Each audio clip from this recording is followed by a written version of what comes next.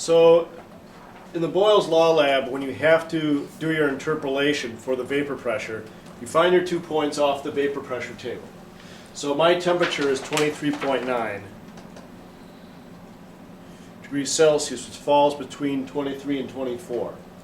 So if you watch the video on interpolation, you know that the first thing you got to do is calculate your slope, which is the change in y over the change in x. So 3.0 minus 2.8 divided by 24 minus 23. My slope would be 0.2 kPa over 1 degrees Celsius.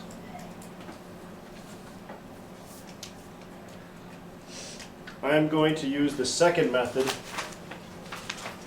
for calculating or interpolating, where m times x3 minus x1 plus y1 is equal to y2. So my slope is 0.2 times x3, which is 23.9.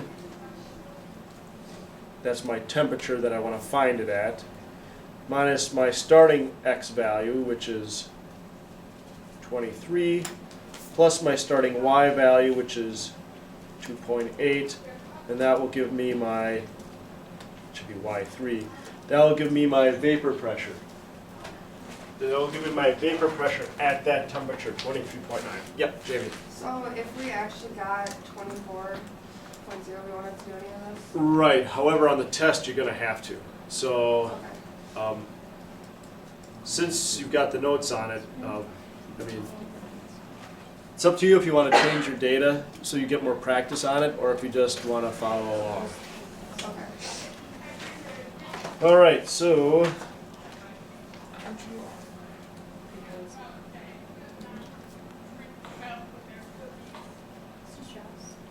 just 1 second. So I get a Y3 of 2.98 kPa. Yeah, Rhea.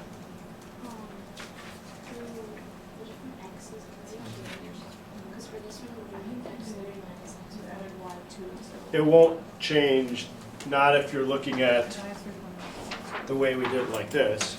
X3 is the point you're trying to interpolate to. So X3 is always going to be the point between the 2 points.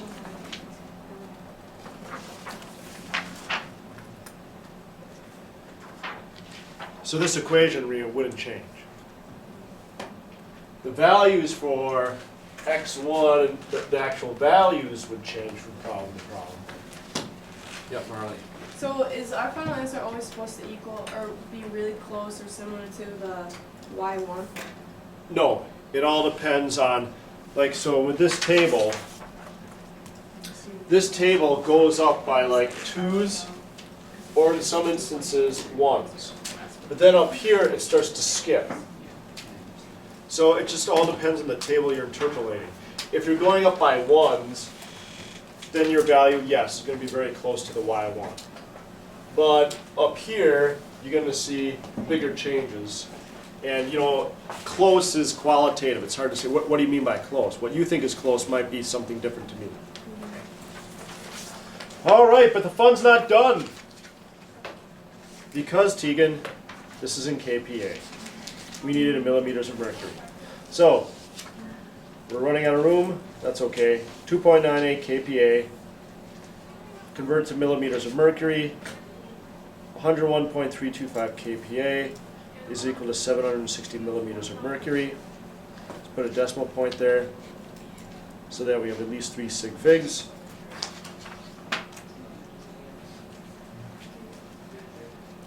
That's just a conversion factor that I get from my appendices, or you can memorize it. 22.4 millimeters of mercury. Yay.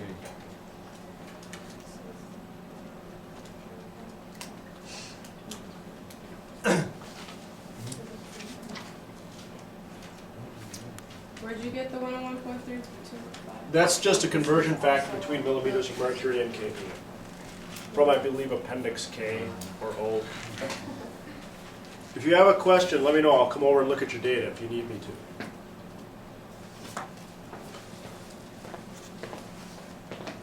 So is this also millimeters of mercury? So then this, you just go right directly to your, you do have to convert it from 24 to 3.2.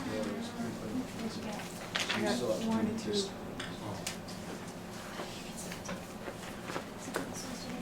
Any other questions?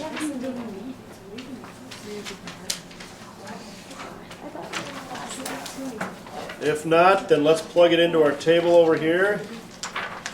Vapor pressure was 2.98. We converted it to millimeters of mercury, 22.4. Rachel, could you read off your H's for me?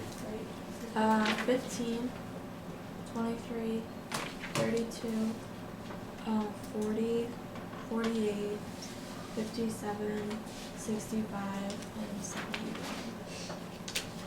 And just 1 second.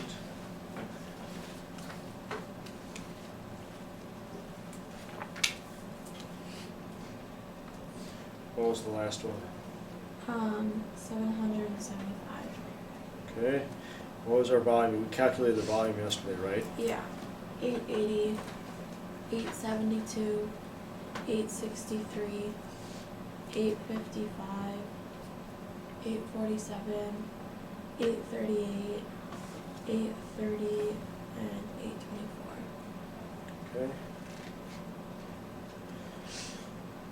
All right, we're getting there. Last thing we got to do, well, not the last, but close to the last, is calculate the pressure.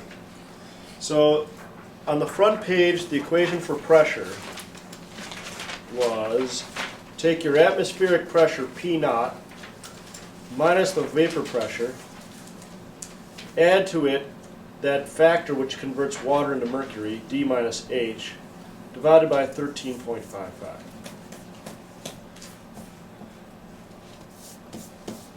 So let's do one example together.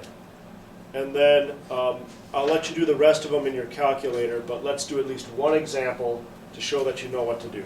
Wait, is that an O minus? That is D. Oh, D. D, as in Dog. That looks like. draconian. I know, that really improved. So, the atmospheric pressure was 761 millimeters of mercury. We're subtracting off our vapor pressure because we collected the gas over water. We want to subtract out the pressure due to water, so minus 22.4. Add to that D minus H. So the first D is 100, the first H is 15. Of course, you're using your own data.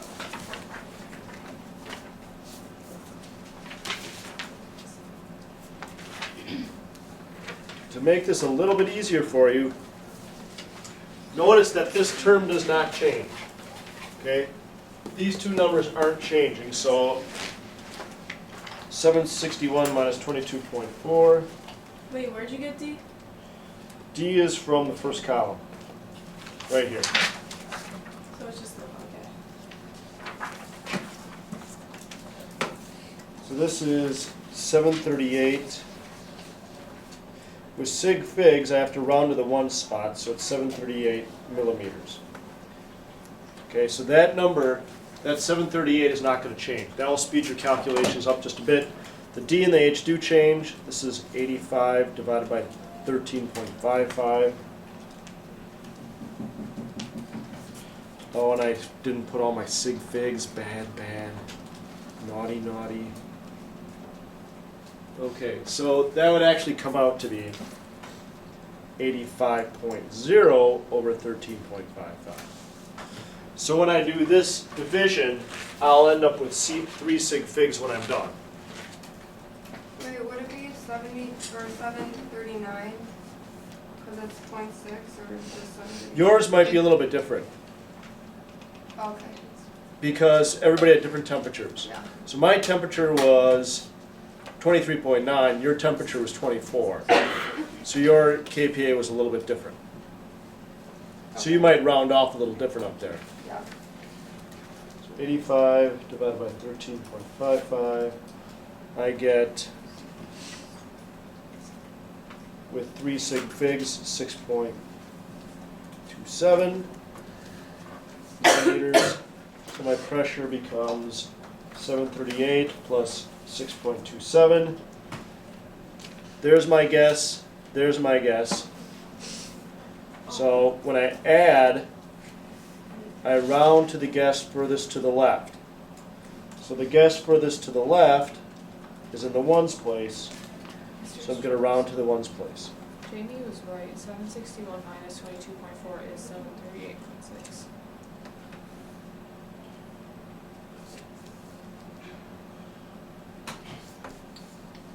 You know better not to make me look bad on camera. 739. So I'll go add that mistake up there. So then this becomes 745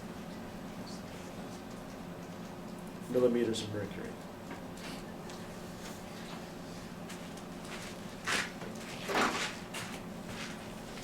So we do this for every single one? You do this for every single one, but it will go faster because you know that the 739 doesn't change.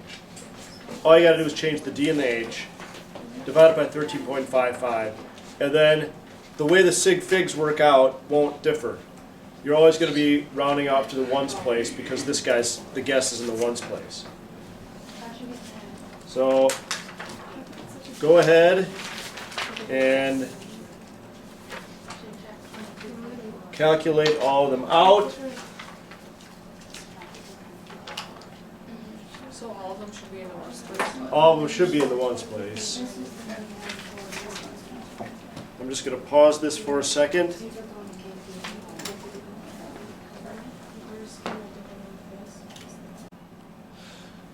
So the last thing you need to do is to multiply your pressure times your volume column together. So here's your pressure, 745. Take your volume, so P times V. So P times V would be, one example would be 880.0. That would be millimeters times my pressure, 745, also millimeters. That comes out to be with sig figs 656,000 millimeters squared. So that's how I come up with this last column. All you're doing is multiplying these two together. Now, it's a big number. And the group's data that I used here, they had a small leak in their tube. But for most of you, your number should be pretty much constant, okay? And even with this small leak, it's pretty good. 656, 657, 655. It's not changing very much. And so looking at your data, you could say that pressure times volume equals a constant, right? This is Boyles' law. Take any volume times its matching pressure, it will equal a constant. In other words, I could say if this is P1, or if this is V1 and this is P1, and this is V2 and this is P2, they should equal the same thing, right? V1 times P1 gives me this, and V2 times P2 gives me essentially the same number. So the other way you can express Boyles' law is P1 times V1 is equal to P2 times V2.